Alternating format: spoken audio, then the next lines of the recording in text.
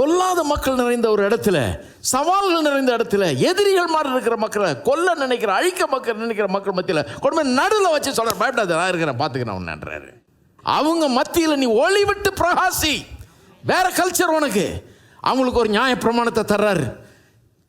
அது நியாய பிரமாணம்னா நியாயம் அதில் இருக்குது, நீதி இருக்கிறது, இரக்கம் அதில் இருக்கிறது. திக்கற்றவர்கள், ஏழைகள், விதவைகள் இவர்கள் எப்படி வச்சிருக்கணுன்றதை காண்பிக்கிறாரு.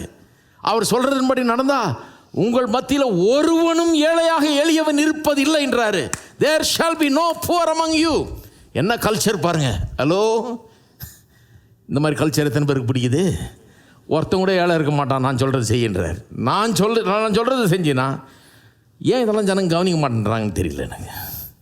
நான் பைபிளை வாசனா இதுதான் எனக்கு தெரியுது. என்ன தெரியுது? இப்படி ஒரு புது கலாச்சாரம் எல்லா ஜாதி ஜனங்கள் மத்தியில் ஒளி விளக்க போல இவர்களை கொண்டு வந்து வைக்கிறார். அந்த ப்ரெஷர் மத்தியில், அந்த பிரச்சனைகள் மத்தியில் தான் இவர்கள் ஒளி விட்டு பிரகாசிக்க வேண்டும். தேவனுடைய மகிமையை இவர்கள் வெளிப்படுத்த வேணும். இவர்கள் வித்தியாசமான ஜனம் காண்பிக்கணும். அதுக்கு ஒரு நியாயப்பிரமாணத்தை தரார். நியாயப்பிரமாணத்தில் ஒரு முக்கியமான அம்சம் என்ன? ஒரு நாள் ஓய்வு நாள். எந்த ஜாதி ஜனத்திட்டையும் அன்றைக்கி கிடையாது. ஒரு நாள் ஓய்வு நாள் விட்டு இவங்க தான் எல்லாரை விட பெரிய பணக்காரனாக இருக்கிறான்.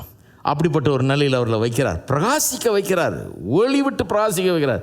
ஒரு நாள் லீவ் போய், வாரத்தில் ஒரு நாள் லீவ் போயிட்டு ஒரு வருஷம் லீவுன்னு ஆரம்பிச்சுது. அப்புறம் 7 வருஷத்துக்கு ஒரு வருஷம். எல்லாருக்கும் ஆச்சரியம், எல்லாம் இவங்களே பார்க்குறாங்க. என்னப்பா அந்த தேசம் வேறு மாதிரி தேசம், இந்த வருஷம் லீவ் வருஷமா அது? அவனுக்கு வந்து விதைக்கிறது இல்லை, ஒன்றும் பண்ணுறது இல்லை. எப்படி சாப்பிட்றான்? 6 வருஷம் சம்பாதிச்சதுலேயே சாப்பிட்றான் 7ஆவது வருஷம். இது என்ன ஜாதி? இது வேணும் என்ன பண்ணுறாரு? எல்லாம் வேடிக்கை பார்க்குறதுக்குன்னு. எத்தனை பேர் நம்புறீங்க கர்த்தர் உங்களை ஆசீர்வதிக்கும் போது? எதுக்கு ஆசீர்வதிக்கிறாரு? பார்த்து எல்லாரும் ஆச்சரியப்படுவதற்காக தான் அப்படி செய்கிறார். பிரமாணம் கொடுத்தது மட்டும் இல்லை, வேத வசனத்தையும் அவர்களுக்கு தந்தார். இதெல்லாம் வந்து தேவனுடைய சுவாபத்தை வெளிப்படுத்தும்படியாக. அவருடைய சைஸும் ரொம்ப முக்கியம். உபாகம் 7:7 சொல்லிருக்கு பாருங்கள். உபாகம் 7:7 பாருங்கள். சைஸை பற்றி சொல்கிறார். சகல ஜனங்களிலும் நீங்கள் திரட்சியான ஜனம் என்று கர்த்தர் உங்கள் பேரில் அன்பு வைத்து உங்களை தெரிந்து கொள்ளவில்லை.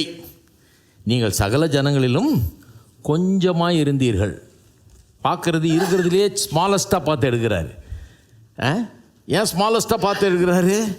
ஏன்னா முதல்லேருந்து ஆரம்பித்து ஒன்றும் இல்லாததுலேருந்து ஒன்றை உருவாக்கி காமிக்கணும்னு விரும்புகிறார். ஏன்னா இவர் ஒன்றும் இல்லாததுலேருந்து வானத்தை பூமியை உண்டாக்கினவர், ஒழுங்கின்மை வெறுமை இருளை எடுத்து அற்புதமாக மாற்றினவர். அவர் என்ன பண்ணுறாரு? சின்னதாக கொடு, யூஸ்லெஸ்ஸாக கொடு, இது தேராதுன்ற மாதிரி கொடு, அப்படிப்பட்ட ஒரு ஜனமாக கொடு.